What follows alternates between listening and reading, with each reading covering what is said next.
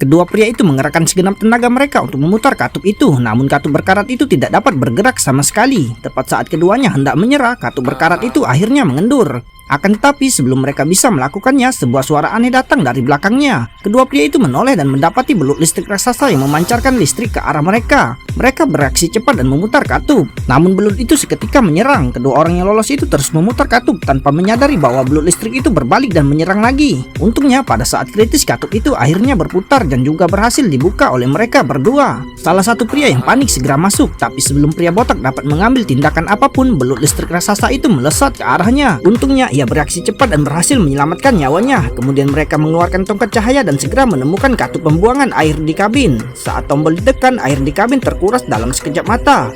Ketika mereka memasuki kokpit, mereka terkejut menemukan semua barang di dalamnya masih utuh. Lalu mereka berdua meraba-raba di dashboard dan segera menemukan tombol start. Namun saat saklar ditekan, lampu di dalam kapal selam hanya menyala sesaat lalu padam lagi. Pria itu tiba-tiba putus asa karena gunung berapi di pulau mereka telah meletus dan seluruh pulau akan segera tenggelam ke dasar laut. Kapal selam adalah satu-satunya harapan mereka untuk melarikan diri. Pria botak masuk ke dalam ruang peralatan dan mendapati bahwa baterai dari ratusan tahun lalu sudah kehabisan daya. Pada saat ini tiba-tiba ada cahaya di luar kaca depan dan pria botak segera memikirkan sebuah ide cemerlang. Ia lalu menghubungkan salah satu ujung kabel ke mesin dan ujung lainnya ke tombak. Kemudian ia mengenakan peralatan selamnya dan berdiri di haluan. Saat pria itu menggoyangkan senternya, pelut listrik yang merasakan musuh itu segera menyerbu. Ia memanfaatkan kesempatan itu dan segera melemparkan tombak tersebut.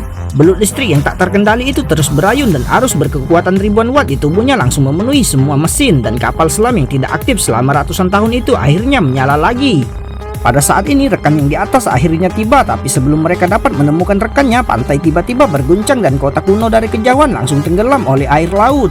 Seluruh pulau tampak hampir tenggelam. Tepat ketika ketiganya mengira mereka dalam bahaya besar, sebuah kapal selam berbentuk aneh tiba-tiba keluar dari dasar laut, lalu membuka kabin dan menyedot beberapa orang ke dalamnya. Namun krisis belum selesai saat ini. Melihat benda besar jatuh di depannya, pria botak hanya bisa mengendalikan kapal selam dengan hati-hati untuk menghindarinya. Melihat ada batu besar yang hendak menghalangi rute, ia segera meminta rekannya untuk mengambil alih kemudi, sementara ia sendiri mengambil sebuah rudal dan memasukkannya ke dalam tempat peluncuran.